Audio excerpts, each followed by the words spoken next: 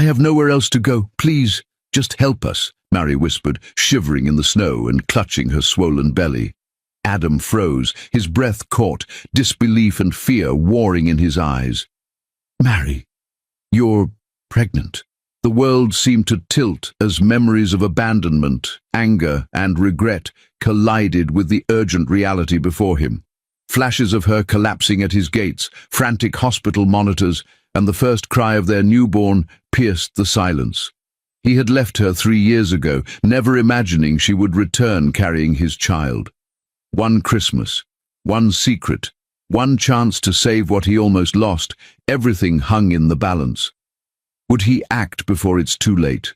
Welcome back to Beyond Color Stories. I'm so glad you're here. Tell me, where are you listening from today? I'd love to know.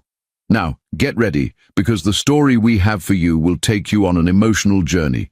Make sure you watch it till the very end, because the ending will truly touch your soul. And before we dive in, don't forget to subscribe to the channel for more heart-stirring stories. All right, let's dive in. Snow lay thick over the Blackwood estate, a pristine, silent blanket that muted the distant city lights and made the long driveway look endless. Each flake fell lazily from a slate-grey sky, landing on Adam Blackwood's shoulders as he stepped out of his sleek black car, the crunch of snow beneath polished leather shoes loud in the otherwise still night. The cold was sharp, but it was nothing compared to the irritation coiling inside him.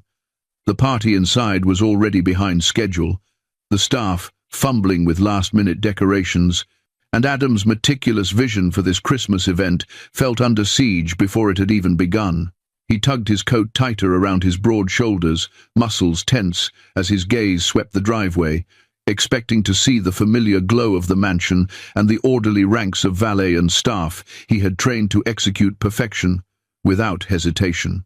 But something dark and out of place caught his eye near the iron gates. At first, he thought it might be a stray branch fallen from the heavy snow-laden trees, but as he drew closer, the outline sharpened, revealing itself as human. Adam's irritation surged into alarm, a rare flicker of vulnerability cutting through his carefully honed control. The figure was crouched against the snow, shivering violently, the thin coat doing nothing to ward off the merciless winter. Frost clung to her hair, damp strands plastered to her pale cheeks, and her hands hugged something close to her body, something that made his blood freeze in recognition even before the full picture registered. He stopped short, heart hammering in his chest, a sensation that had not come so violently in years. She was unmistakable. Mary, the woman who had been his wife in name for 3 long years, yet whom he had abandoned emotionally with cold calculation. His ex-wife by law now, for 7 months, yet here she was, vulnerable and raw, standing or rather collapsing in the merciless snow outside the gates he had once crossed with pride and control. His mind whirled, every memory he had pushed away for convenience and business smacking him in the face with cruel insistence. The sight of her hollowed cheeks, the blue tint on her lips, the way the snow clung to her soaked coat, it all hit him like a physical blow, stealing the very air from his lungs. Adam's steps slowed, his usual command of presence faltering as he assessed her state. Her knees wobbled, a silent plea for help that he had no right to ignore, yet every fiber of his being screamed with disbelief and regret. He wanted to call out, to demand answers, but the words stuck in his throat as he noticed the way she shielded her stomach with one hand, the other pressed against the freezing snow. The subtle swell beneath her coat was unmistakable. Adam's eyes widened, the realization slicing through his carefully maintained arrogance. She was pregnant. 7 months along, carrying a life he had no part in raising, at least until this very moment. Her gaze lifted weakly, meeting his with a steadiness that contrasted sharply with the tremors racking her body. She did not cry out, did not plead, did not even flinch as he stepped closer, each footfall seeming impossibly loud on the snow-covered driveway. Her pride remained intact despite the merciless cold, a stubborn, quiet defiance that made the pang in his chest tighten. He wanted to scoop her into his arms, to shield her, to fix this impossibility, but before he could even reach her, her knees buckled, the thin fabric of her coat offering no defense against gravity or exhaustion. She collapsed fully onto the snow, a shuddering heap, and Adam's world narrowed to a single, urgent point. Her survival. He ran, boots cutting through the icy ground, each stride an effort against the snow that threatened to pull him down. Panic clawed at him, foreign and unwelcome, because for once it was not control or money or status at stake. It was her life, and the tiny life she carried within her. Snowflakes melted on his cheeks as he knelt beside her, cold biting through his coat, but he barely noticed. His hands hovered uncertainly over her shoulders, as though mere touch could restore warmth and life to someone he had failed so completely. Mary's eyes fluttered weakly, lids heavy with exhaustion, and Adam felt an almost unbearable surge of guilt. He remembered the years he had spent choosing boardrooms over dinners, contracts over connection, silence over apology. The realization that she had suffered alone, outside his reach, struck harder than any business failure ever had. The air smelled sharply of winter and pine, but beneath it was the unmistakable scent of desperation, of survival, of a woman forced to endure what should have been his responsibility. Adam's hands moved instinctively, one bracing her back, the other under her knees, trying to keep her from the freezing ground, trying to give her the tiniest shred of comfort. Her breathing was shallow, ragged, each exhale visible in the cold air, and he cursed himself silently for the years he had allowed distance and ambition to justify abandonment. He searched her face for any sign of recognition, and when their eyes met, he saw no anger, not yet, only shock and weariness, a fragile defiance that mirrored the snow's own persistence. Mary tried to speak, her lips barely moving, but no sound emerged, and Adam realized she was at the very edge, teetering between consciousness and surrender. His chest tightened, an unfamiliar vulnerability breaking through the fortress of his pride, and for the first time in years, Adam felt powerless. He wrapped an arm carefully around her, lifting her slightly, conscious of the weight of her condition, conscious of the life she carried within. Every movement was deliberate, cautious, aware that one wrong step could have irreversible consequences. The snow beneath them seemed to mock his frantic precision, each flake a reminder of the time he had lost, the nights he had ignored, the distance he had cultivated for power rather than presence. Mary's hand rested lightly on his arm, almost instinctively, and Adam's pulse spiked. She was reaching out, in her own silent, fragile way, for something he had abandoned long ago. A sudden gust of wind swept through the gates, biting cold against his face, forcing him to shield her with his body. Her lips were blue, her fingers numb, but she didn't cry out. Adam's mind raced. He could not leave her here. Not now. Not ever. Snow fell on her hair, clung to her lashes, and Adam realized with sick clarity that if he hadn't noticed her in time, if he had hesitated, the outcome could have been devastating. His hands tightened around her, urgency driving every movement, and he forced himself to breathe, to plan the next step, to maintain a semblance of control even as his heart raced uncontrollably. Somewhere behind the mansion, lights flickered in anticipation of his arrival. The Christmas event waiting, oblivious to the life and death struggle unfolding just beyond the gates.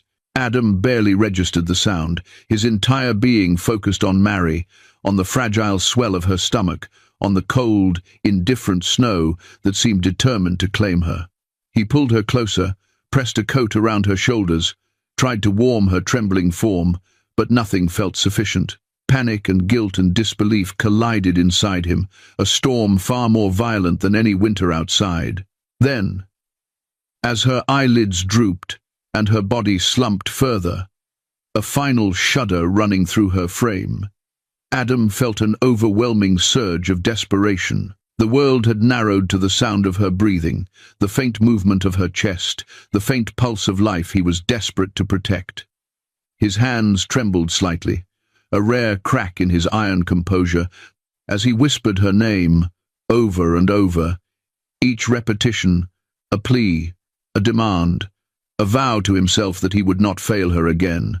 Mary's eyes fluttered one last time before closing completely, her body succumbing to the cold and exhaustion.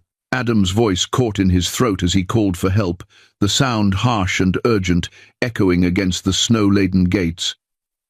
Panic surged in his chest, but there was no room for hesitation.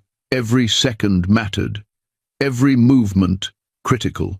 He scanned the driveway frantically, searching for any sign of staff, any warmth, any lifeline, but all he saw was endless snow and the fragile figure in his arms.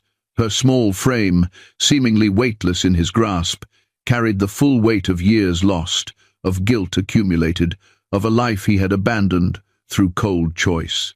As he lifted her fully, cradling her against his chest, Adam felt the first real pangs of fear he had ever experienced in his life. Not fear for himself, not fear for wealth or status, but fear for the woman who had been at the center of everything he had ignored. His hands moved instinctively, brushing snow from her hair, steadying her trembling limbs, desperate to offer what warmth and safety he could in the face of unrelenting winter. Her lips parted slightly, and he caught a faint, almost imperceptible whimper, a sound that ignited an urgent fire in his chest. He would not fail her. Not again. Adam's gaze swept the estate, the glittering mansion that had once symbolized his mastery over life and business, now meaningless in the face of immediate danger. Snow fell thicker, heavier, but he barely noticed. His focus was absolute. He ran, steady but frantic, toward the house, toward warmth, toward salvation. Every step was a negotiation with gravity, with the slippery snow, with the growing weight of the life he now carried in his arms. Mary's head rested lightly against his chest, her hair damp, her body fragile, and Adam vowed silently, fervently, that he would never again allow ambition or pride to take precedence over her, over the life she carried, over the years he had lost. He reached the first threshold of the mansion driveway, breath ragged, arms aching. And then, just as he saw the door approach, Mary's fingers twitched slightly, a faint pulse of life that sent a jolt of relief through him. Her eyes fluttered open, just enough to catch his, a silent acknowledgement of presence, of survival, of connection. Adam's chest ached with a cocktail of guilt, love, and desperation.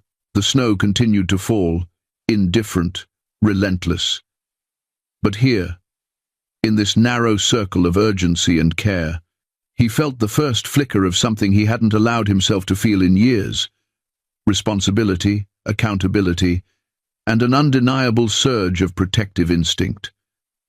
His heart hammering in a way that reminded him painfully of every choice he had avoided, every absence he had cultivated, every word he had left unsaid. With the mansion looming behind him, warmth and light waiting, he ran faster, knowing that the seconds could decide everything, and that what happened next would change both of their lives forever.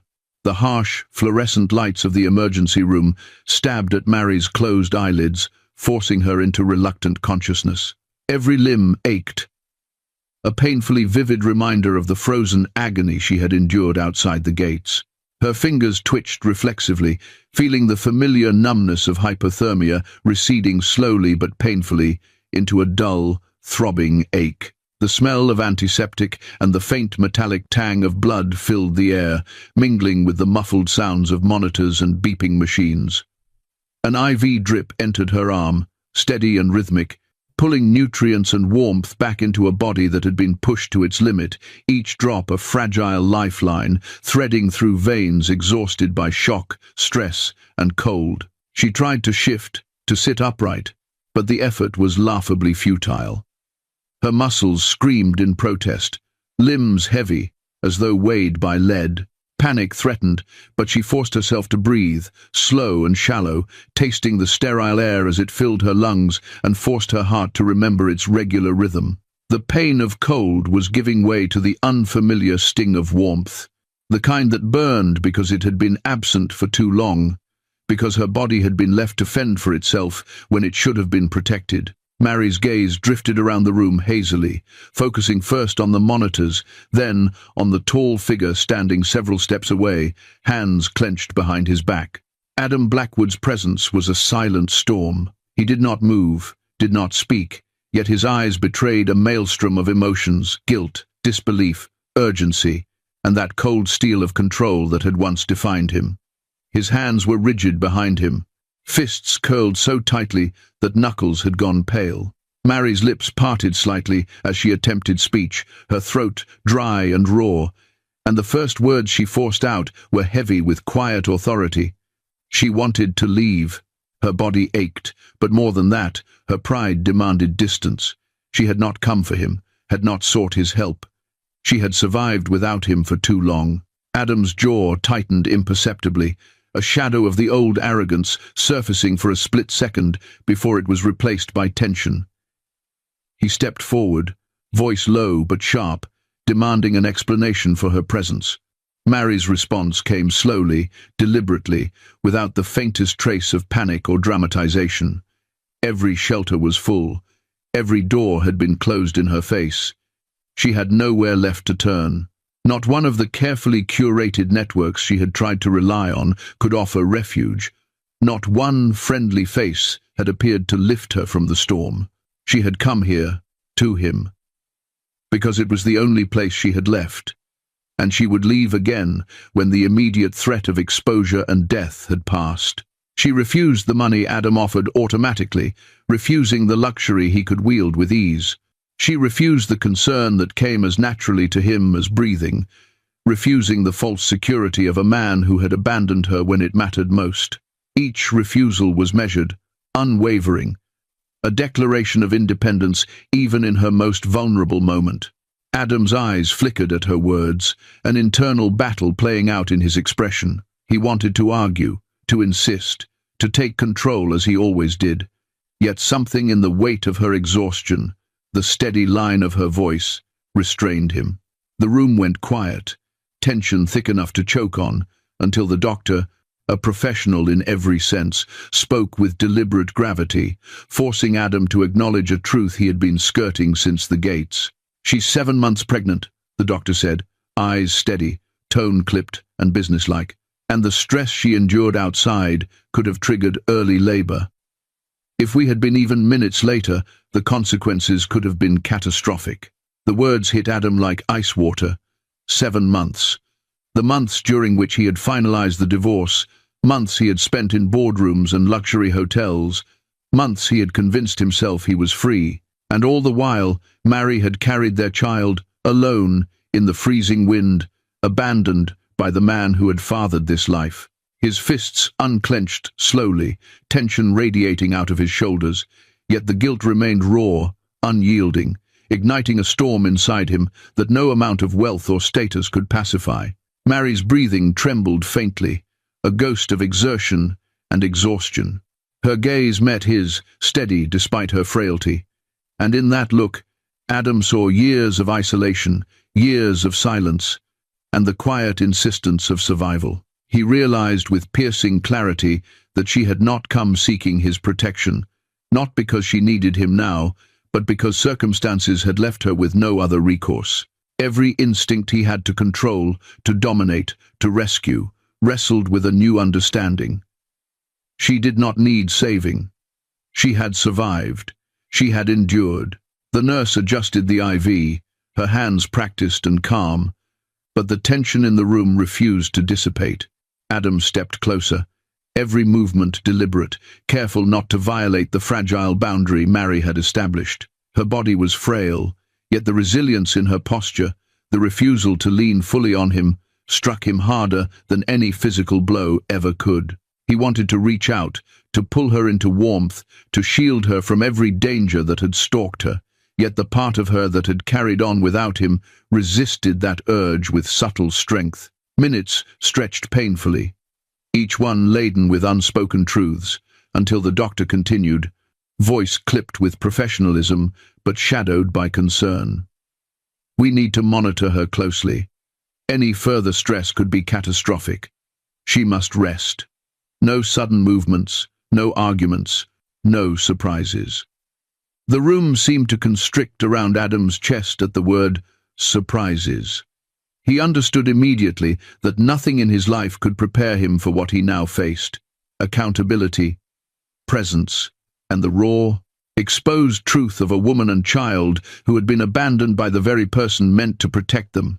Mary attempted to shift again, trying to sit upright, but the effort drew a quiet groan from her lips, a sound that punctuated the tension in the room. Adam moved instinctively, careful, deliberate, an unfamiliar tenderness threading through his usually cold control.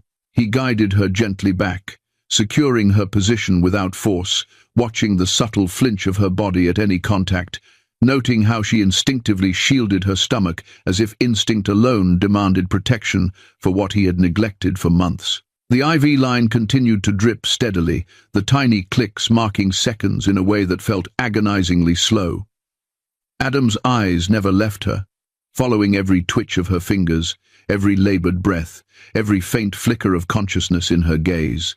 A cold shiver ran down her spine, involuntary, despite the warmth of the room, and Adam's hand hovered near her arm, unsure whether to offer support or respect her boundaries. The tension between them crackled, unspoken and raw, a delicate balance of authority, guilt, and respect for the life she carried.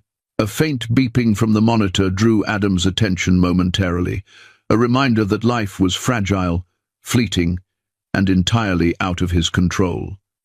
He clenched his jaw, a rare hesitation crossing his features, aware that his every instinct to dominate the situation had to be tempered with caution, with care, with the recognition that he was no longer the architect of all outcomes.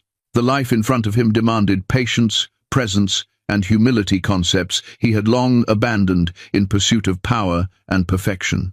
Mary's eyes flickered toward him, and in that glance, Adam saw not anger, not accusation, but weary endurance. She had survived storms he had never witnessed, battles he had ignored, and nights that would have broken lesser souls. The room seemed to constrict around the three of them, the mother, the father, and the silent presence of a life waiting in her womb. Adam understood finally that every decision he had avoided, every absence he had cultivated, had brought him to this point, facing the undeniable consequences of neglect, of pride, of abandonment. The doctor stepped closer, clipboard in hand, voice softer now, almost a whisper above the beeping. "We need to discuss her condition in detail, but she must not be moved abruptly. Any emotional shock could trigger contractions. Understand?" Adam nodded stiffly, the weight of responsibility settling into his chest, heavier than any boardroom deal, heavier than any empire he had built. He realized that control was no longer about power, it was about presence, about awareness, about caring in ways that money could never buy. Mary's gaze drifted briefly to the window, where snow continued to fall relentlessly, indifferent, as if mocking the chaos that had brought them here. Adam followed her line of sight, then looked back down at her, heart hammering. The fragility of her body, the unwavering resilience in her eyes, and the child she carried formed an impossible knot in his chest, a mix of fear, love, and regret that refused to unravel. He took a cautious breath, aware that every second, every movement, could tip the balance between safety and disaster. A sudden twitch in her fingers made him flinch inwardly, a stark reminder that her strength was finite, that she had endured far beyond human expectations. Adam leaned slightly forward, offering an arm, not to dominate, but to support, to steady, to silently promise that he would not abandon her again. Mary's eyelids fluttered, acknowledging his presence with the faintest of nods, a silent communication that no words could capture. She had survived, yes, but she had also measured his presence, gauged his intentions, and was not yet willing to surrender fully to him. The doctor's voice cut through the tension again, this time firmer, sharper, almost a command. She could go into labor at any moment. "We need to prepare. This is no longer theoretical." Adam's heart surged with panic, urgency, and a terrifying sense of helplessness. Every second counted now, every choice, every movement critical, and the realization hit him like a hammer. The life he had ignored for months could be snatched away in an instant, and nothing, not money, not influence, not power, could prevent it. Adam remained frozen, staring at the subtle swell of Mary's stomach, every muscle in his body rigid with disbelief and an unfamiliar, painful guilt. His mind raced, scrambling desperately to reject what he already knew, to invent excuses that would allow him to claim ignorance, to argue that circumstance, timing, or fate had kept him from noticing. But the evidence was undeniable. There was no hiding, no escaping, no rationalizing away what had been there for months, growing, surviving, carrying life, while he had been absent. His chest tightened, a constriction that made every breath a conscious effort, as he felt the weight of his past choices settle like stones across his shoulders. Mary's gaze met his, steady, unwavering, a mirror reflecting the years he had refused to acknowledge. In her eyes, he saw endurance, quiet defiance, and a painful clarity that left no room for deception. She reminded him of what he had consciously chosen to forget. The warmth of her presence, the softness of her laughter, the way she had once looked at him with love so deep it had seemed infinite. And yet, he had turned away. He had walked out, deliberately, emotionally absent for 3 years, leaving a marriage intact only on paper, while his heart and attention were consumed by boardrooms, hotels, and the unending pursuit of power. 7 months ago, he finalized the divorce. He remembered the date with cold precision, the legal signatures, the finality of ink on paper, and yet, in that moment, he could not reconcile with the fact that Mary had already been pregnant. She had carried his child, alone, without so much as a word reaching him. He remembered the orders he had issued himself, the instructions that had sealed her fate without intention but with effect. No personal interruptions, filter everything, protect the empire from distractions. His assistants, loyal and precise, had obeyed, ensuring that every attempt Mary had made to reach him was intercepted, ignored, or lost in bureaucratic obedience. Adam's eyes flickered with fleeting pain as he remembered the subtle messages she had sent, attempts to pierce the fortress he had built around himself. Emails carefully crafted, letters that had never arrived, phone calls that had been screened, gestures that had been quietly blocked. And then he remembered her voice, or rather, the memory of its quiet resolve when she had admitted to giving up. She had stopped trying, exhausted from pleading with a man who had already left her behind. There had been only one crack in her armor, a single moment where emotion had betrayed restraint, a single quaver in her tone revealing the despair that had become her silent companion. She had survived. Yes, but not without cost. The years of absence had left marks deeper than the winter cold outside the gates, scars of isolation, fear, and the harsh lessons of self-reliance. Every detail of her suffering now unfolded vividly in Adam's mind.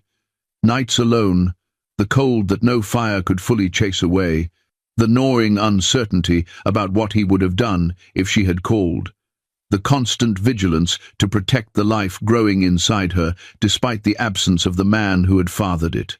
He had been absent, not by fate, not by circumstance, but by choice. And now the stark reality of that decision confronted him in ways no financial success or social power could mitigate. Mary's voice, when it finally broke through his spiraling thoughts, was quiet yet resolute, carrying no accusation, no bitterness, despite the weight she bore. She spoke with a clarity born of survival, a measured honesty that both cut and healed in its stark simplicity.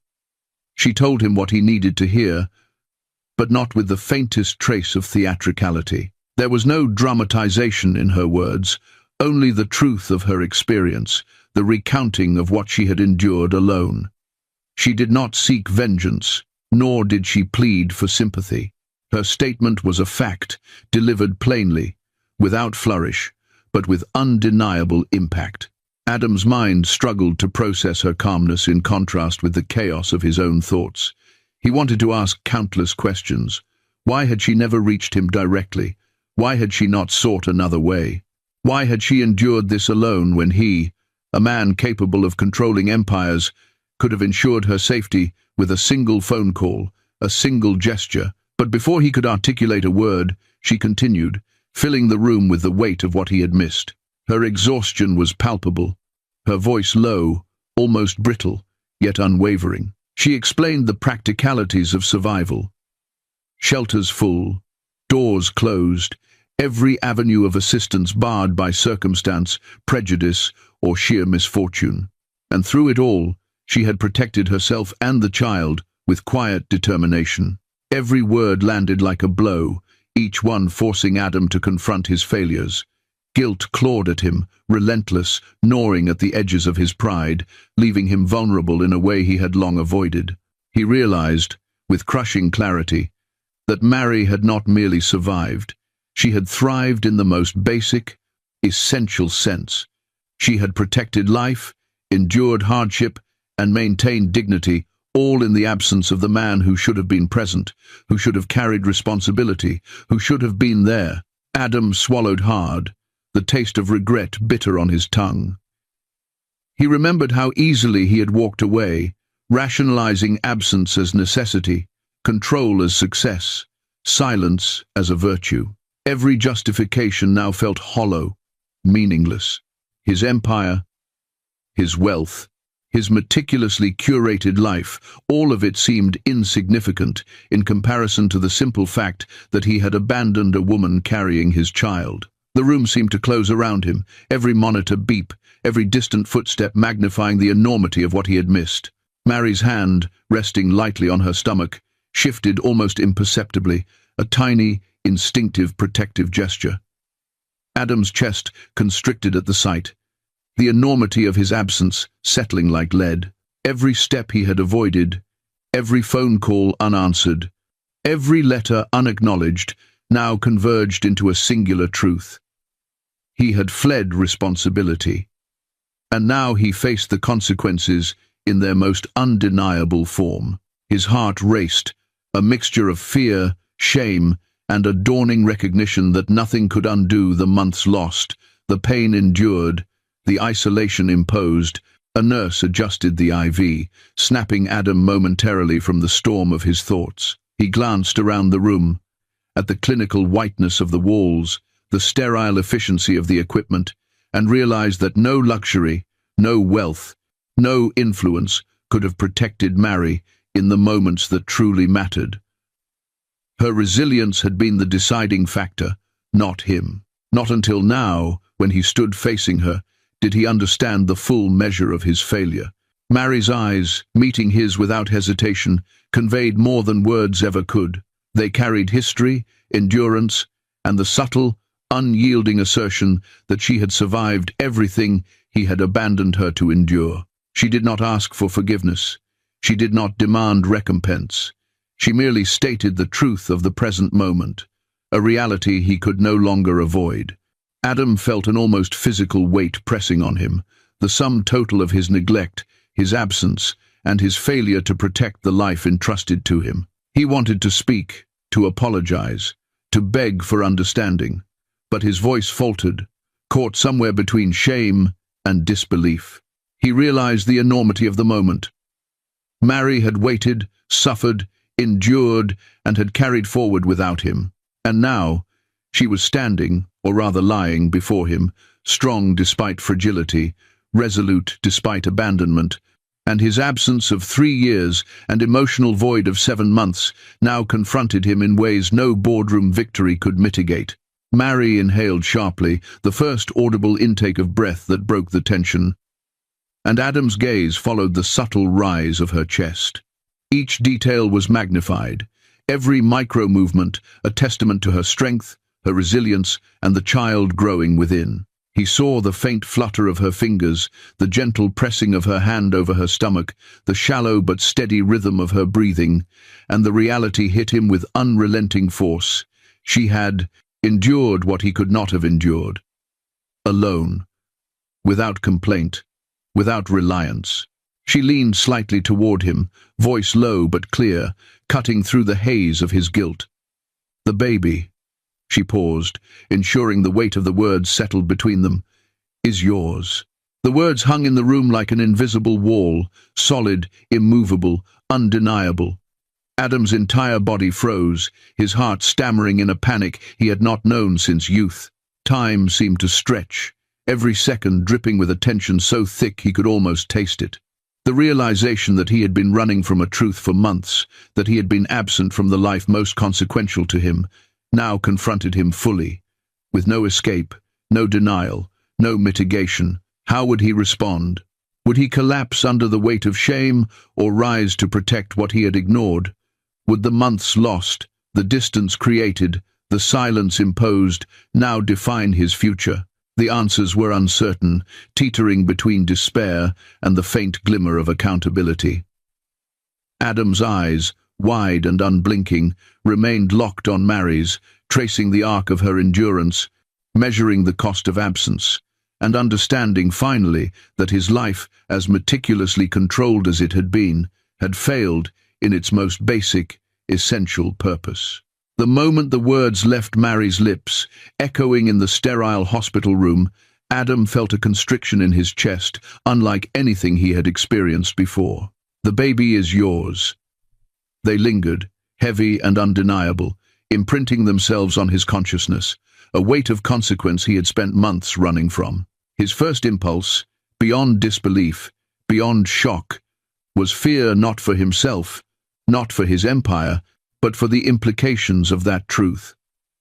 The enormity of responsibility, dormant and unacknowledged for months, now surged like a tidal wave, threatening to sweep away the carefully constructed life he had clung to. Fear, raw and sharp, eclipsed everything else, and for the first time, Adam considered the impossibility of escaping what he had caused. He drew a deep breath, hands trembling just enough to betray his composed exterior, and made the decision that had lingered unspoken between them since the moment he had understood the full scope of her truth. A DNA test. Not out of doubt, not because he disbelieved her, but because he feared facing what certainty might demand of him. Fear of accountability, fear of consequence, fear of seeing reflected in black and white the life he had abandoned. His request was precise, careful, deliberate, masking the emotional chaos roiling beneath his meticulously maintained exterior. Mary's eyes, steady and unwavering, met his. There was no hesitation, no shock, no entreaty to delay him or forgive him. She agreed immediately, a quiet acknowledgement of the reality between them. "Do it," she said, voice firm yet soft. A calmness born of endurance. She added, almost in passing, a warning that struck deeper than any argument ever could. Proof would change nothing about the years of absence, nothing about the emotional abandonment, nothing about the nights she had endured alone, and nothing about the cost of survival without him. The words settled between them, unflinching, demanding acknowledgement that his presence, or lack thereof, had left permanent scars. Doctors moved efficiently, explaining the timeline with the kind of clinical precision Adam found almost unbearable. Emergency prenatal testing could provide the answers he sought, they explained, but results would take days, not hours. Their tone was factual, devoid of drama, but the gravity of their statements settled like a stone in Adam's gut. Every detail of the procedure, every precaution, every calculated step highlighted the fragility of the life Mary carried, and the urgency of decisions made in silence weighed heavily on him. The staff moved around them, efficient and alert, yet Adam felt frozen in a private storm, suspended between guilt and the creeping realization of his absence. Mary was admitted for monitoring, the sterile routine of hospital life forming a quiet background to the emotional turbulence in Adam's mind. He stayed nearby, though unspoken rules of distance remained in place. Over the next 48 hours, Adam noticed details he had never permitted himself to see before, details that spoke of a life endured without him. How she flinched at raised voices, even those of medical staff. How instinctively she shielded her stomach. Every movement, protective, measured, deliberate. How thin she had become. The hollowness of her arms and shoulders, the subtle, almost imperceptible tension in her posture.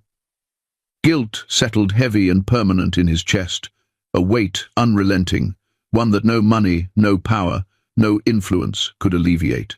Adam found himself observing everything, unconsciously cataloguing minutiae, every reaction, every breath, every slight twitch of her body that spoke volumes about her months of endurance.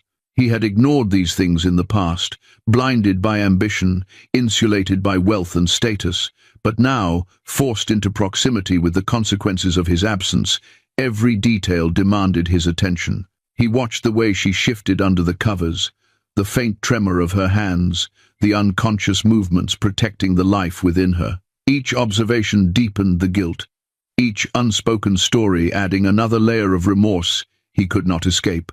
Hours became moments, moments became tests of patience and presence. Adam did not leave. He refrained from speaking, unless necessary, yet his eyes betrayed the constant tension, the internal debate raging with every glance. Mary remained quiet, serene yet tense, her endurance absolute, never asking for more than was essential, never demanding attention. Yet her very existence challenged him, demanded acknowledgement of the years lost and the consequences ignored. His usual certainty faltered, replaced by a cautious awareness of vulnerability he had never allowed himself. When she finally spoke, after hours of watching and waiting, it was a quiet inquiry that pierced the heavy atmosphere. "Why do you care now?" she asked, voice calm but carrying an undercurrent of truth that demanded reckoning. Adam had no defense. Words failed him. His silence, long cultivated, long relied upon as armor, now answered in full, undeniable testament. His absence, his decisions, his priorities, all spoke louder than any apology he could muster. For the first time, Adam understood the potency of unspoken truths, the power of what silence could reveal about character and conscience. The tension between them was almost tangible, a thick, unyielding cord binding past mistakes and present responsibilities. Every minute passed slowly. Each one waited with anticipation, with dread, with the quiet hope of resolution. Adam could feel the gravity of what was about to unfold. The DNA test would confirm what was already clear, yet even confirmation would not erase the history, would not undo absence, would not lighten the burden of years lost. The waiting itself became a crucible, testing patience, endurance, and the limits of human guilt. Mary's presence remained a steady, almost stoic force in the room. She did not attempt to manipulate, to plead, or to sway Adam's actions. Instead, she embodied the consequences of his choices, the reality of survival, and the silent assertion of her autonomy. Her calmness contrasted sharply with his internal turbulence, amplifying the tension, magnifying the stakes. Every glance between them carried layers of history, pain, endurance, and the unspoken challenge of accountability. The next hours blurred into each other as Adam hovered near her bedside, observing, reflecting, and wrestling with the storm inside. He noticed the faint, protective pressing of her hand over her stomach, the rhythm of her shallow breaths, the small, deliberate movements designed to preserve energy, to shield life. Each observation punctuated his conscience, each silent act of resilience echoing the failures he had long ignored. He realized that presence alone was insufficient. He needed understanding, attentiveness, and an unwavering commitment to protect what he had neglected. On the third day, the culmination of this anxious vigil arrived in the form of a soft knock at the door. Adam's gaze shifted sharply as a nurse appeared, holding a small envelope, sealed and unmarked. The room seemed to constrict, the air thick with anticipation and the unspoken dread of truth. Adam's hands reached for the envelope, heart hammering, fingers brushing the edge with a trembling intensity he had not felt in years. Every second stretched, the weight of past choices pressing down, making the moment almost unbearable in its gravity. He tore the seal carefully, methodically, though each movement betrayed a nervous energy that was new to him. The paper inside was crisp, clinical, yet charged with potential, holding the confirmation that would either shatter or validate every fear, every guilt, every hope he had cultivated during this period of anxious waiting. Mary's gaze lingered on him, steady, unwavering, yet unintrusive, allowing the full weight of the moment to settle between them without interference. A silent acknowledgement of the past and the inevitability of consequences. Adam's pulse raced as he read the initial details, scanning the clinical text, noting the methodology, the precautions, the assurances of accuracy. Every sentence seemed to stretch time, prolonging the suspense, forcing him to confront the culmination of months of absence and years of avoidance. His hands trembled slightly, not from the cold, not from exhaustion, but from the emotional intensity of knowing that a single confirmation would irrevocably alter his understanding of responsibility, consequence, and accountability. The room remained quiet, except for the faint hum of machines and the rhythmic drip of the IV. Adam's mind cycled through endless scenarios: relief, confrontation, reconciliation, despair. Each possibility carried weight. Each one demanded reckoning. The silent communication between him and Mary was profound, subtle, unspoken, yet fully understood. She waited, patient, resilient, a living testament to endurance and survival, while he faced the truth he had long avoided. Now, unavoidable, Adam inhaled sharply, bracing himself, as he prepared to read the DNA results in full. The sealed report in his hands represented the final confirmation of months of uncertainty, a confrontation with reality that would demand accountability, action, and an irrevocable acknowledgement of the life he had neglected and the life he had helped create. Adam's fingers lingered over the sealed report, the sterile paper trembling slightly under the weight of reality. He had anticipated this moment for days. Watched Mary with a careful, anxious vigilance, observed her every reaction, every flinch, every protective gesture, yet nothing could have prepared him for the physical, visceral impact of confirmation. The test was unequivocal. The child was his. The truth of paternity, once abstract and distant, now hit him with the force of inevitability, sending a wave of emotion crashing over him like an uncontrolled tide. He felt something inside him crack, a collapse of every emotional armor he had relied upon, a breakdown of defenses that money, power, and influence had never touched. For a long moment, he could not move, could not breathe. The realization was suffocating, pressing on his chest in a way that left him dizzy, disoriented, and achingly aware of the months, the years, the absence that had led to this point. His mind raced with fragments of memory, every instance of neglect, every choice that had prioritized empire over presence, every cold boardroom decision that had replaced the intimacy of human connection. He remembered the nights he had spent alone in luxury, the uncountable hours lost to meetings, to travel, to contracts, while the life that was his responsibility had grown, waited, and endured without him. Adam finally turned, his eyes meeting Mary's across the room. She sat upright, the faintest trace of exhaustion etched into her expression, yet her gaze remained steady, unwavering, unflinching. There was no relief in her eyes, no sudden lightening of burden, only the quiet, weary confirmation of truth, long endured. She did not look to him for validation or apology. She merely existed as proof of the consequence of his absence, a living testament to the price of neglect, and it struck him with devastating clarity. The room felt smaller, the sterile lights harsher, the silence more oppressive as the weight of recognition settled on him. He took a step closer, the air between them charged, thick with unsaid words, unacknowledged guilt, and the raw anticipation of confrontation. The moment demanded honesty, demanded the admission of truths he had long suppressed. "I didn't leave because I stopped loving you," he confessed, voice low, deliberate, trembling with an emotion he could no longer contain. "I left because love demanded presence, and presence threatened the control I clung to." The words fell heavily into the space between them, each syllable echoing the complexity of his failure, the cost of absence, and the depth of his accountability. Mary listened without interruption, her posture firm, her expression unreadable, a controlled restraint that made his admission both insignificant and monumental at once. She did not soften, did not waver, did not offer forgiveness or relief.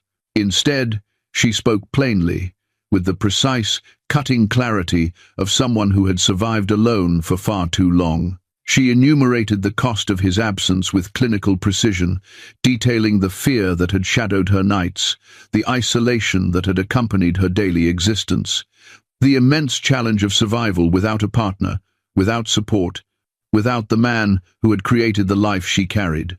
Every word was a mirror to his neglect, a reflection of the impact of his choices, and Adam felt the sting of each accusation, each truth, each undeniable fact. Their argument escalated, raw and unscripted, a confrontation long overdue. Neither spoke in measured tones, neither attempted politeness or diplomacy. The room became a battlefield of emotion, the tension rising with each revelation, each painful acknowledgement, each wave of guilt that washed over him with renewed intensity. The sterile hum of machines, the beeping of monitors, even the distant murmur of hospital staff faded beneath the weight of their confrontation.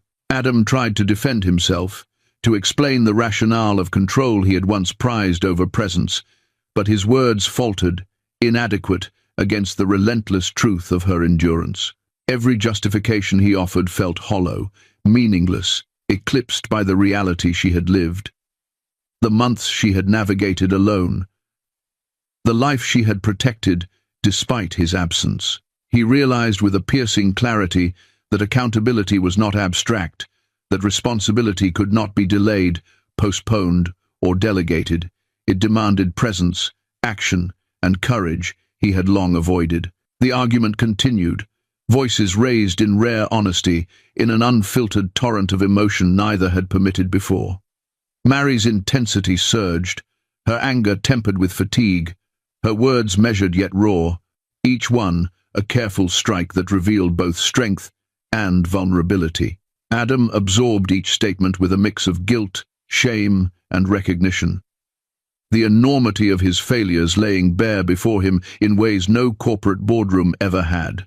He was not merely witnessing the consequences of absence, he was living them, inhaling them, forced to confront the human cost of choices he had long rationalized away.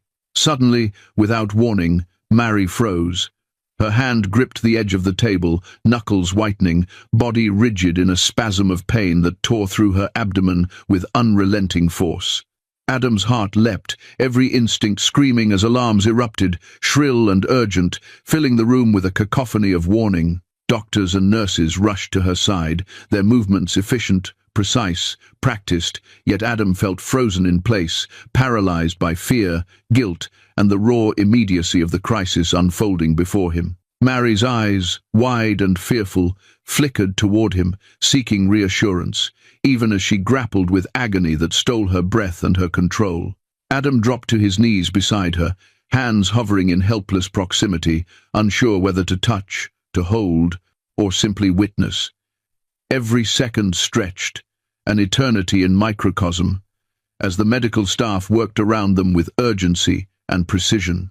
Machines beeped, monitors flashed, and Adam felt the terrifying proximity of mortality, the fragility of life, and the undeniable consequence of every month he had spent absent. He watched helplessly as she trembled, pain racking her small frame, every breath a labor of endurance, every movement a testament to the resilience he had long underestimated. The sterile room, once a symbol of distance, control, and safety, now transformed into a crucible of fear, responsibility, and urgency. Adam understood, with painful immediacy, that responsibility was not abstract. It was a living, breathing, suffering reality, demanding action, presence, and unwavering commitment. Mary's voice broke through the chaos, faint, strained, yet unmistakably present. "Adam, help me," she gasped, the words barely audible above the alarms, yet they carried the gravity of years of endurance, months of isolation, and the urgent imperative of now. Adam's body moved instinctively, hands finally reaching hers, grounding them both in a physical connection that neither money nor status could replicate. The enormity of the moment pressed down, a palpable weight demanding recognition. He could no longer hide, could no longer retreat, could no longer rationalize absence. The medical staff coordinated seamlessly, instructing Adam where to stand, what to do, how to respond without interfering with procedures. Each direction was followed with precision born of desperation, a silent acknowledgement that he was powerless alone, yet his presence was necessary, crucial, a tether to Mary's fragile state. Every instruction, every movement reinforced the truth that responsibility was not optional, it was immediate, unavoidable, and irrevocable. As the pain intensified, Mary's breaths grew shallower, more urgent, punctuated by gasps that echoed in Adam's chest, each one hammering the reality into him. Life was fragile, fleeting, dependent, and utterly beyond control. His past arrogance, his self-imposed distance, his years of absence, all were meaningless in the face of a moment that demanded complete attention, presence, and emotional surrender. He gripped her hand, offering what little comfort he could, each second stretching, each heartbeat a reminder of the responsibility he had avoided for far too long. The doctor's voice cut through the chaos, sharply, authoritative, commanding attention in a room filled with alarms and urgency. "She's going into labor." Adam's chest tightened, panic, fear, and an overwhelming sense of consequence crashing over him. Every second now mattered, every choice, every action, every breath critical. The reality of life, responsibility, and accountability pressed down like a living weight, demanding presence, demanding courage, demanding transformation. And in that moment, Adam understood fully that nothing, no wealth, no control, no past absence, could shield him from the responsibility he had run from for so long. The alarm blared sharply through the room, a sudden jarring note that shattered the tense silence, signaling the arrival of what Adam had been anticipating, yet dreading for days. Labor had begun in earnest. Mary's body trembled violently, every movement a mix of agony and fierce determination, a physical testament to months of endurance and survival. Adam remained at her side, kneeling on the cold hospital floor, heart hammering, breath uneven. His hands clasped over hers, feeling the tremor that ran from her fingers to her spine. The sterile lights cast stark shadows across the room, illuminating every subtle grimace, every contraction that stole her breath and held it hostage. Her screams rose and fell in waves, each one carrying more than pain. They carried years of suppressed anger, frustration, and abandonment. Adam's chest tightened as he realized the depth of what she had endured silently, the months she had navigated alone while he had been absent, distracted, absorbed in the empire he valued above all else. She shook violently, eyes squeezed shut, teeth clenched, and every cry seemed to tear through his carefully constructed self-control, leaving him raw, exposed, and utterly powerless to ease the suffering in front of him. Between contractions, her voice emerged, sharp, accusatory, slicing through the air with precision. "You left me. You abandoned me. And you expect what? To just show up now?" Her words pierced him, but he did not flinch. He did not attempt to justify himself. Every accusation, every truth-laden statement landed fully, unshielded by excuses or defenses. He held her hand tighter, not in defiance, not in protection of his ego, but as a silent acknowledgement of failure, presence, and accountability.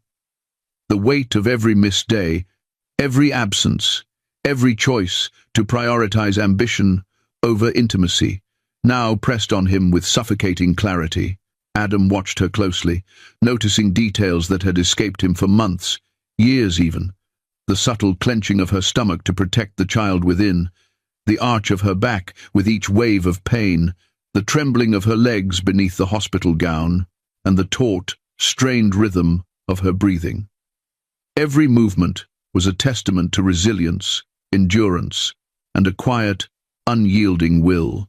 His eyes burned with guilt and awe as he realized how utterly he had underestimated the strength she carried, a strength forged in isolation, fear, and the harsh reality of being left alone to face the consequences of life itself. The contractions came faster, more intense, unrelenting, Adam adjusted his position, leaning closer, pressing gentle pressure on her hand, murmuring encouragements she could barely hear over the waves of anguish. He could feel the life within her moving, palpable in the rhythmic tensing and releasing of her body, and every pulse, every flutter, amplified the gravity of responsibility he had long avoided. His hands shook as he clutched hers, unable to do more than witness, support, and attempt to absorb some fragment of her suffering through shared presence alone. Mary's voice, between screams, grew sharper, sharper with clarity and undeniable truth. "You don't get to pretend this doesn't exist. You left me to fight alone. And now you think what? Your tears fix anything?" Adam swallowed hard, nodding slightly, unable to speak, knowing that no words could erase the years of absence, the months of isolation, the countless moments when he had prioritized everything else above her well-being. His silence was complete acceptance, a surrender to the full weight of consequence that now dominated the room. The room itself seemed to shrink. Every sound magnified: the rhythmic beeping of monitors, the shuffle of nurses' shoes on tile, the hiss of oxygen, the whispered commands of doctors coordinating each movement with clinical precision. Adam felt as if he had been transported into a crucible, each detail amplified by the emotional storm raging between them. Every flinch, every gasp, every tremor of Mary's body reminded him of the fragility of life, the consequences of absence, and the power of presence, demanded not by obligation, but by the undeniable reality of what he had created and abandoned. Minutes stretched into eternities, and Adam remained unwavering, though panic flitted behind his eyes with every new wave of contraction. He noticed the tremor in her shoulders, the shallow rise and fall of her chest, the tight clenching of her jaw, and the instinctive curling of her fingers around his own. Each gesture, each subtle movement, communicated volumes about her pain, her endurance, her resilience. He felt helpless, suffocated by guilt, yet compelled by a force stronger than fear: the desire to be present, to witness, to ensure that despite everything, he could no longer be absent when it truly mattered. Then came a moment of piercing stillness between contractions, a brief pause that carried the weight of all preceding months. Mary's eyes found his, wide and luminous despite exhaustion, and in that gaze, Adam saw not relief, not love, not forgiveness, but recognition. Recognition of his presence, at last, and recognition of the truth that nothing, no words, no gestures, no wealth or power, could erase the absence of years past. And yet, that recognition carried a fragile, flickering hope, a subtle invitation that perhaps, if he could sustain this presence, some measure of repair might be possible. Another contraction seized her body, violent, relentless, and Adam gritted his teeth, leaning in closer. He whispered words of encouragement, soft, low, almost drowned beneath the guttural cries of pain. He felt her hand squeeze his so tightly that his own bones seemed to ache, and he realized that every physical connection now mattered more than any declaration of love, more than any grand gesture. Presence alone, unwavering, became the truest testament of responsibility. Time blurred. The night of pain stretched and folded into the pale light of morning. Each cry echoed through Adam's chest, reverberating with years of guilt, months of absence, and the immediate intensity of labor. The medical staff moved seamlessly, calmly, yet their every motion heightened Adam's awareness of urgency. Each instruction, each adjustment, each calculated step reminded him of the stakes.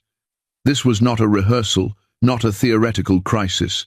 This was life, immediate, fragile, and wholly dependent on the actions and presence of those in the room. Finally, after what seemed like an eternity, the room was filled with a different sound, a single, piercing, crystalline cry that cut through the haze of fatigue, the pain, the alarms, and the oppressive tension. Adam's breath caught.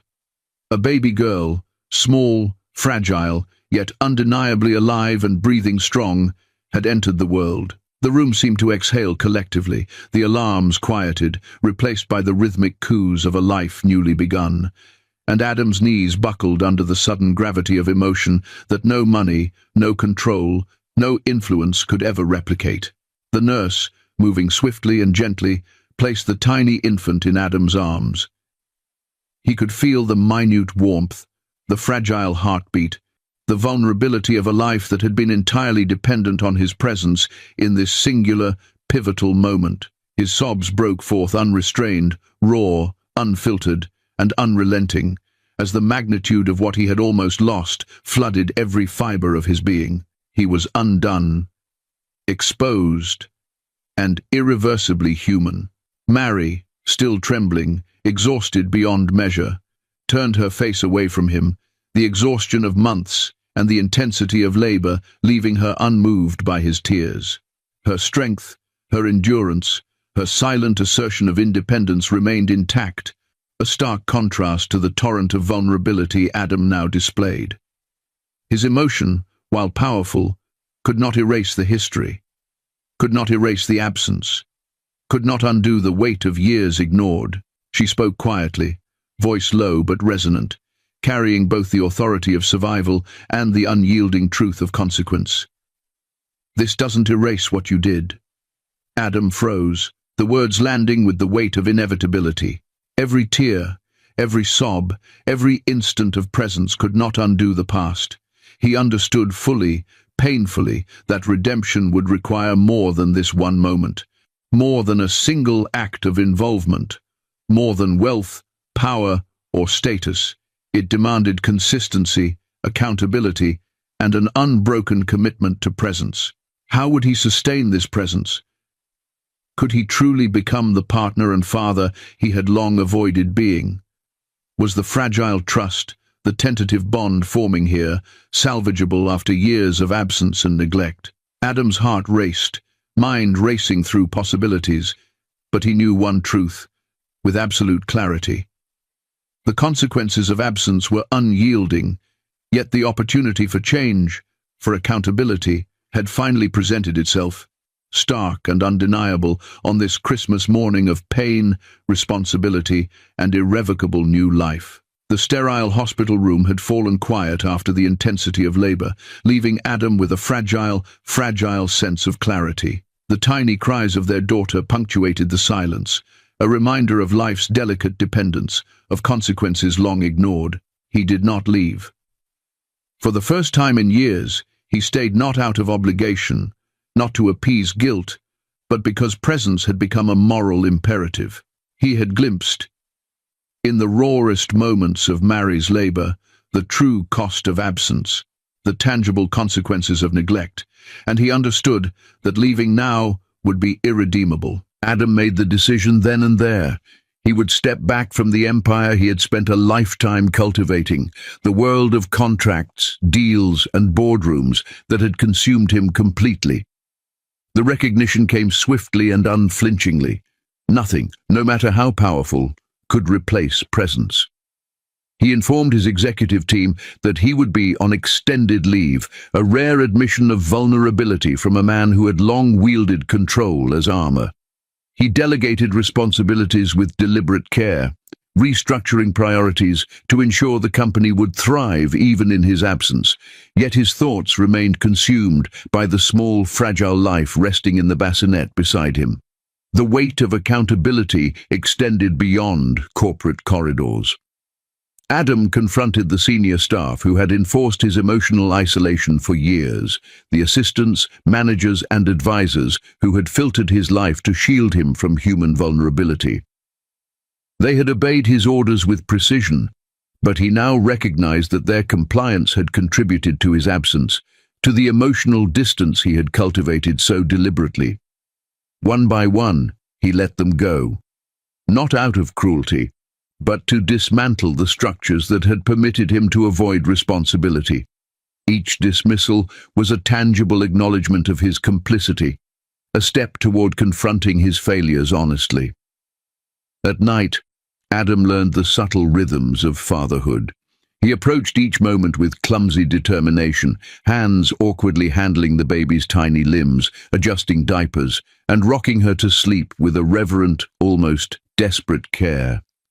Every movement, every action was guided by an acute awareness of fragility. The life he had created demanded more than wealth or status. It required attentiveness, patience, and humility. Mary observed silently, allowing him access to their daughter while maintaining a careful emotional distance.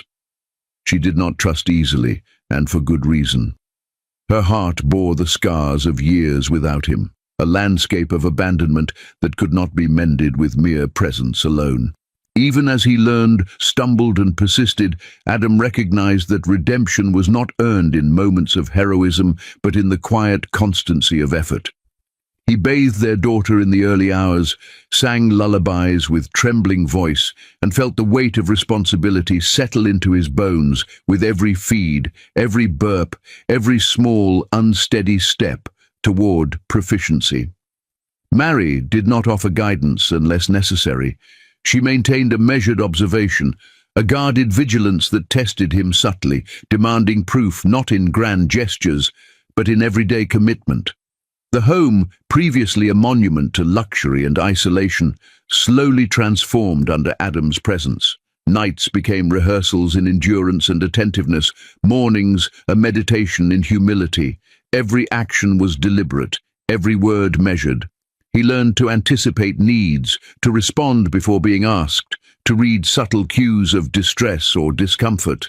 His hands, once accustomed to wielding authority in boardrooms, now learned gentleness, precision, and patience in ways money had never taught. Despite his constant presence, Mary's heart remained a fortress. Adam understood fully that access to their daughter did not grant access to forgiveness or intimacy. Every request for reconciliation, every plea for emotional closeness was met with measured caution. Her trust had been fractured by years of absence, by choices he had made without her, by a history of prioritizing empire over family. Adam knelt before her one evening in the soft lamplight of the nursery, small and humbled, offering nothing but honesty and an unspoken promise. Not a ring, not a grand speech, only the opportunity to demonstrate change through consistent presence. Mary's gaze held his, steady and unwavering, a mirror of years of endurance and quiet resilience. She listened, but she did not soften. Her voice, when it came, was quiet yet resolute, carrying the weight of all the nights she had endured alone, all the burdens she had borne without support. "I will not survive loving the man you used to be," she said, each word deliberate, cutting through the space between them with precision. Adam absorbed the truth without argument, without denial, recognizing fully that rebuilding trust would be a marathon, not a single gesture or admission. Every night that followed tested Adam's commitment. He attended every feeding, every midnight cry, every subtle need with unwavering focus. He adapted to the routines he once deemed mundane, understanding at last that responsibility was a continuous, relentless act of presence, not occasional heroics. Every challenge, sleepless nights, endless diaper changes, subtle cues of distress, was a reminder that accountability had weight and that redemption required patience, consistency, and humility. Mary's guarded observation never ceased. She allowed him into her child's world, yet remained cautious in her interactions with him. Adam recognized the lesson implicit in her restraint. Trust is not granted by desire or proclamation. It is earned through relentless proof, through patience, and through presence. Every day presented small victories, a smile returned, a soft laugh shared, a moment of shared recognition. Yet these were tempered by the reality of her vigilance, a constant reminder that presence alone was insufficient. Consistency, integrity, and unwavering commitment were essential. Adam's reflection deepened during quiet moments alone, when the baby slept and the house was hushed. He replayed past decisions, acknowledging fully the depth of failure, the consequences of absence, and the challenges that lay ahead. He did not allow himself excuses or rationalizations. Instead, he embraced discomfort, the awareness that redemption is neither instant nor guaranteed, that the weight of responsibility must be carried daily, without interruption, without avoidance, and without expectation of immediate forgiveness. And each evening, as he watched Mary rock their daughter to sleep, eyes guarded yet observant, he knew the journey ahead was not defined by wealth or power, but by the relentless, unyielding proof of presence. Mary's words haunted him, echoing through the quiet night. "I will not survive loving the man you used to be." And in that echo, Adam realized that no shortcut, no gesture, no instant redemption could erase the past. Only unwavering, consistent, authentic change could carve a future, one moment at a time. The house Adam moved into was modest, a stark contrast to the towering opulence of the estate he had once called home. It was quiet, practical and functional, deliberately chosen to offer proximity without intrusion, presence without pressure. No announcements were made, no fanfare, no grand gestures to impress. He simply arrived, day after day, bringing with him a consistency he had never afforded before. Every morning he would prepare for the day as he had for a boardroom, yet the objective had changed.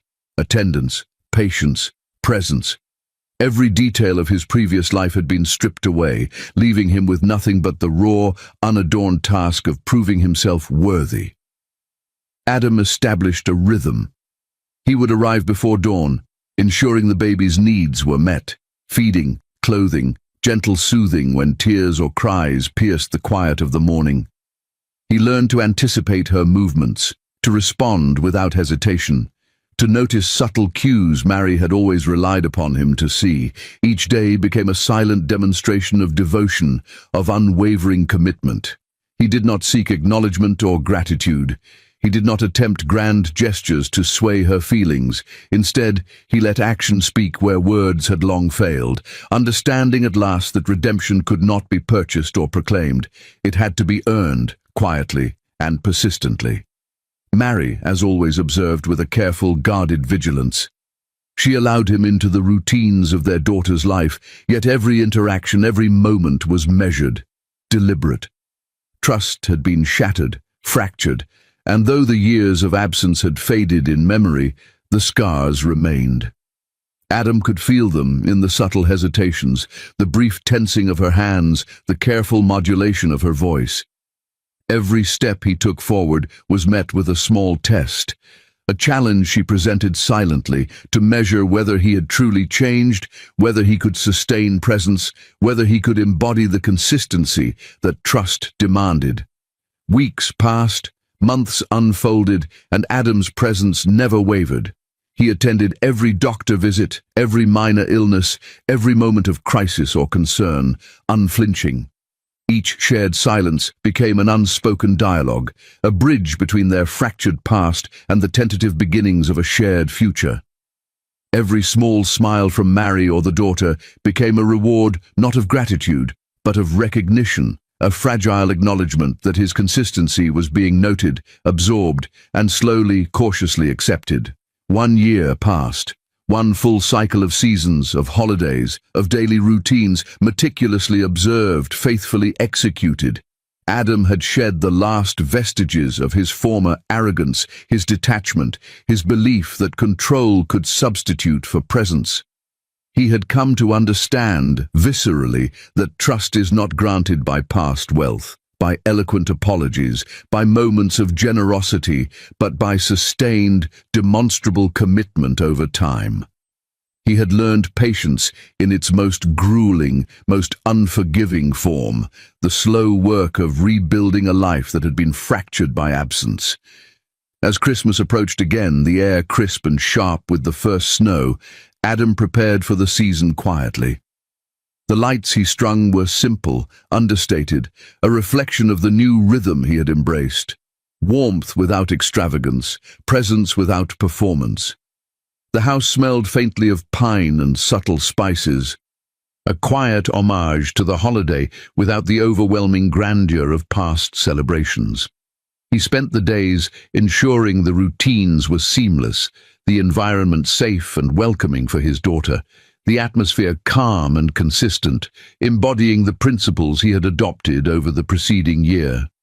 On Christmas Eve, snow fell heavily, soft and insistent, blanketing the world outside in quiet white.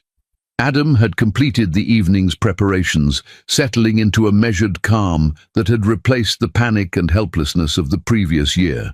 The doorbell rang. His heart stuttered, not from surprise, for he had anticipated this moment, but from the weight of anticipation and uncertainty. Standing outside, framed by the falling snow, was Mary, their daughter cradled in her arms. Her coat was wrapped tightly, her expression steady, unwavering, eyes sharp and alert. The world seemed to pause around them, the snowflakes suspended in time, each one reflecting the fragile hope and tension of the moment. Adam opened the door slowly, stepping back to give her space, fully aware that this was no ordinary reunion. The warmth of the lights inside contrasted sharply with the cold, snow-laden world outside, a visual metaphor for the delicate boundary between the past and the present, between distrust and the possibility of reconciliation. He could see the subtle tension in Mary's posture, the protective tilt of her body over their child, the faint tightness in her hands as she held the infant close. Every detail, every gesture spoke volumes about her caution, her vigilance, and the measured consideration with which she approached him. Mary's eyes locked on his, unwavering, searching, piercing through the familiar facade of control and power he had once wielded effortlessly. There was no softening, no immediate forgiveness, no spontaneous warmth. Instead, there was scrutiny, assessment, and a careful calibration of trust. Adam recognized the unspoken challenge. This was the culmination of a year's worth of effort, the threshold at which years of absence, neglect, and distance might finally begin to reconcile with the consistency, patience, and presence he had finally offered. He did not speak immediately. Words were secondary now. They had always failed before. Instead, he allowed the quiet presence to communicate what words could not: steadfastness, commitment, reliability, and the unbroken attention he had maintained throughout the year. Every movement was deliberate, a step back to offer space, a soft gesture toward the child, a gentle, open-handed invitation for Mary to approach if she chose.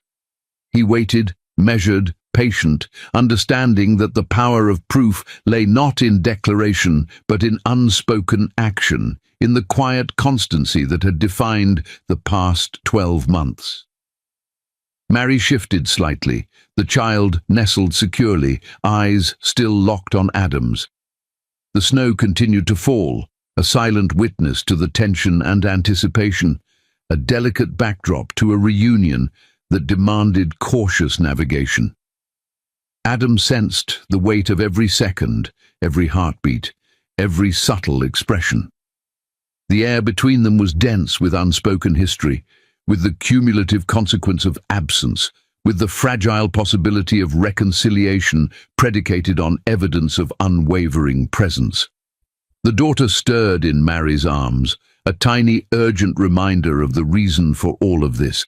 Life dependent on accountability, love requiring proof through sustained action. Adam's gaze softened, yet remained steady, his presence deliberate, patient, unwavering.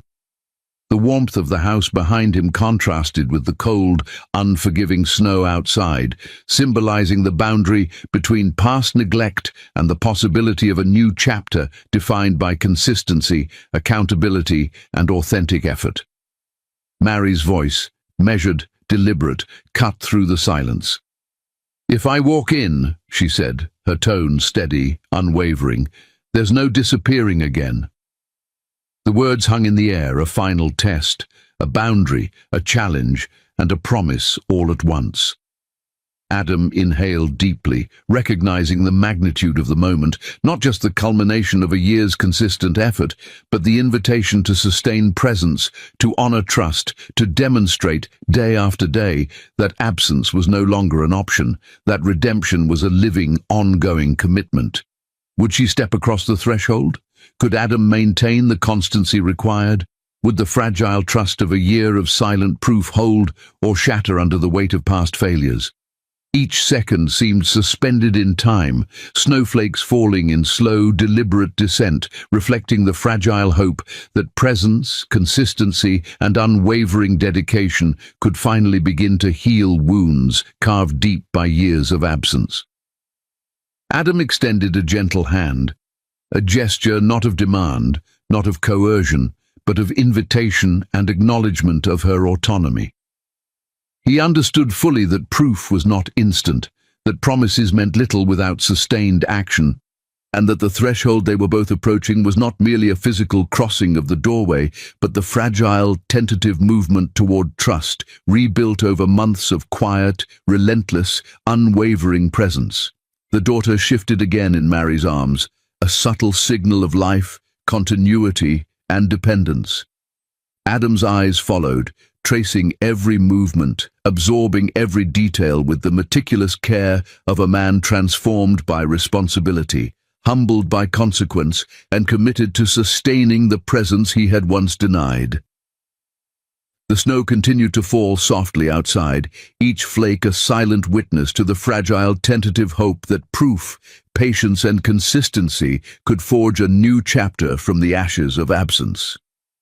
The door closed gently behind Mary as she stepped inside, her daughter cradled against her chest, warmth radiating despite the chill of the snow that clung to her coat. Adam stood still for a moment, letting the quiet of the house absorb the tension that had hung between them for so long, the weight of anticipation that had accumulated over months and years of absence. He did not rush forward, did not speak. Instead, he simply waited, presence as his offering, patience as his pledge. Mary's eyes met his, unwavering, measuring, cautious, yet tempered by the subtle recognition of the countless days he had shown up, the countless nights he had stayed, the unbroken string of proof that no words could replace. She had watched him evolve quietly, without proclamation, without demands, simply through action and steadfast consistency. The child in her arms stirred slightly, small fingers curling, eyes blinking against the soft light, a fragile yet undeniable symbol of the life they had both created and survived to protect. Adam stepped closer, slowly, careful not to break the fragile balance. Each movement was deliberate, weighted with the understanding that trust had been earned through patience, not coercion, not rhetoric. He reached gently toward the child, allowing Mary to guide the interaction, ensuring that every motion, every gesture, was consensual and deliberate. Their daughter's tiny fingers reached toward his hand, and for the first time in what felt like an eternity, Adam felt the full, unfiltered joy of connection, a bond formed not by control but by presence, care, and shared responsibility. Mary finally relaxed slightly, letting her shoulders drop, exhaling a breath she had held for years. Adam could feel the subtle shift, the thawing of a frost that had settled deep in her heart, a frost formed from the cold absence of his love and protection. He understood fully that this did not erase the past, did not erase the years of pain, neglect, or fear, but it marked the beginning of a new chapter, one defined not by history, but by the deliberate, consistent choice to remain, to participate, and to sustain. Adam knelt slowly before them, drawing the child closer, his eyes never leaving Mary's. There were no words of apology too grand, no proclamations of undying love that might ring hollow after years of absence. Instead, there was presence, raw, unguarded, accountable presence. His hands trembled slightly as he reached for both of them, embracing not only the child but the fragile, carefully measured trust that Mary had extended after months of observation and subtle testing. The daughter giggled softly, a small, uncontainable sound that echoed through the room like a bell of fragile, fleeting joy. Adam's chest tightened at the sound, an almost physical reminder of what had been at stake, of the love he had neglected, of the life that depended entirely on his willingness to change. He felt tears prick at the corners of his eyes, but this time They were not born of helplessness, but of humility, of recognition, of gratitude for the chance to finally, fully participate in a family he had once abandoned. Mary rested her head against his chest, a gesture not of forgiveness fully granted, but of acknowledgement that the past no longer had the power to dominate her fears. Her presence was steady, deliberate, the subtle rhythm of her breath against his chest a testament to both endurance and tentative hope. Adam felt the weight of responsibility settle deeply into his bones, a grounding force he had long avoided. Here, in the quiet warmth of the house, surrounded by snow falling softly against the windows, he understood the profound truth that presence, accountability, and consistency could heal fractures that words alone could never reach. Outside, the snow continued to fall, heavy yet soft, covering the world in quiet white. It no longer bit with cold or threatened to freeze the spirit. It was harmless now, a backdrop to the fragile warmth inside. Adam watched Mary and their daughter, observing the subtle interactions, the tiny smiles, the gentle touches. Each moment carried weight. Each gesture carried significance. He realized that real success was not measured in wealth, in influence, in power, but in the steady, unbroken commitment to those who relied on him, in the sustained presence that transformed absence into trust, neglect into care. For hours, they remained together in the room, sharing silence punctuated by laughter, soft coos, and gentle reassurances. Adam held them both, rocking lightly, feeling the heartbeat of life in his arms. There were no grand declarations, no promises beyond the simplest truths.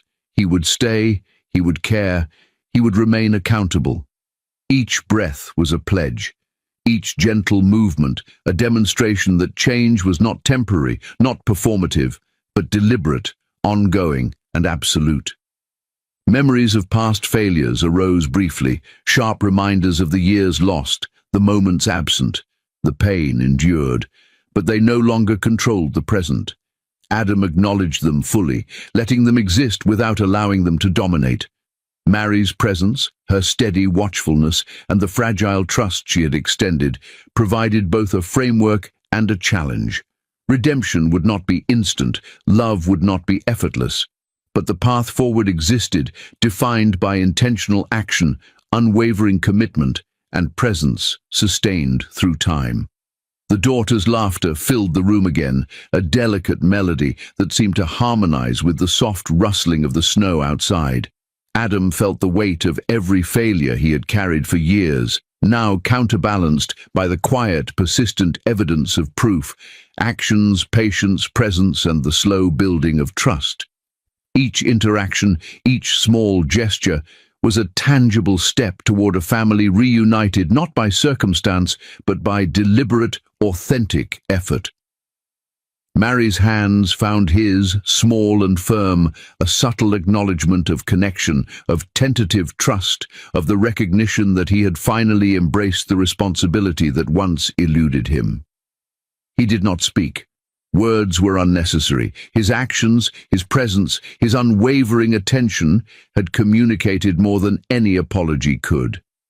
She allowed herself the smallest sigh of relief, the quietest hint of ease, signaling that the frost of fear and guardedness had finally begun to thaw under the persistent warmth of consistent care. Adam's chest rose and fell slowly, deliberately, as he held them both. He understood fully that perfection was impossible, that forgiveness was a process, and that trust was built one day at a time. There were no shortcuts, no instant resolutions, only presence, accountability, and the unwavering choice to remain. He embraced the reality of imperfection, the challenge of sustained commitment, and the power of deliberate, persistent care. Snow continued to fall outside, each flake a gentle reminder that some winters are long, unrelenting, and harsh, but they do end eventually. The warmth within the house contrasted sharply with the cold outside, a reflection of the transformation that had occurred over months of effort and presence. Adam realized with profound clarity that real success is not built in moments of control, not earned through wealth or influence, but sustained through daily, deliberate, consistent action, the steady proof that one can change, that one can remain, and that one can love responsibly. Mary's eyes met his once more, steady, calm, and finally just a little softened. Adam held them both closer, inhaling the subtle scent of trust, warmth, and new beginnings. Their daughter laughed again, a bright, clear sound that seemed to illuminate the room, the moment, and the passage of time itself. Adam allowed himself a quiet smile, not from relief but from recognition. Presence, consistency, and accountability had transformed absence into connection, fear into trust, and fractured lives into a fragile, hopeful family. For the first time, Adam allowed himself to envision a future free from the shadows of past mistakes. He understood, viscerally, that some winters are long, that some trials are harsh, and that some absences carry consequences that cannot be erased. Yet here, in this room, with snow falling gently outside and the fragile warmth of family within, he realized the ultimate truth. He could stay. He could care. He could sustain love through presence and accountability. Mary rested her head more fully against his chest, allowing herself a moment of peace, not because the past was erased, but because it no longer ruled her fear. The child nestled between them laughed softly again, the sound delicate, innocent, and undeniably life-affirming. Adam felt the weight of responsibility settle fully into place, a grounding force that had once terrified him but now offered purpose, clarity, and hope. He whispered softly, almost to himself, as much as to them, "I will stay. I will not leave. I will care. Always." No grand declarations, no promises. Beyond the tangible truth of action, just presence, accountability, and unwavering commitment. Mary's hands tightened slightly on his chest, a subtle sign that the trust had been extended, and Adam understood fully that the journey ahead, though still fraught with challenges, was now navigable through patience, consistency, and deliberate choice. Outside, the snow fell in gentle sheets, silent, harmless, a quiet testament to endurance, the passage of time, and the fragile beauty of reconciliation. Adam understood at last that real success, real love, and real family are not built in moments of perfection, but sustained through consistent, deliberate, unwavering presence. Some winters take longer than others to end, some challenges are steeper than expected, and some scars remain visible long after the storm has passed. But finally, this winter had ended. Adam held them both tightly, feeling the heartbeat of family, presence, and accountability flowing through the room. Mary lifted her head slightly, allowing her eyes to meet his once more. There was understanding in her gaze, quiet acknowledgement that the past no longer held dominion over the present, that the deliberate, persistent choice to stay had forged a bridge between absence and connection, fear and trust, abandonment and family. The daughter's laughter continued, light and crystalline, harmonizing with the soft fall of snow outside.